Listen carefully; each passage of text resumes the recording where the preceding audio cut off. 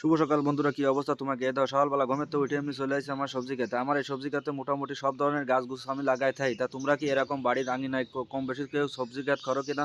অবশ্যই কমেন্টের মাধ্যমে জানাই যাবো। আজকে তোমাকে নতুন একটা জিনিস দেখাবো বলে আমার এই সবজি খেতে চলে আসি ঘুমের তো উঠে এমনি।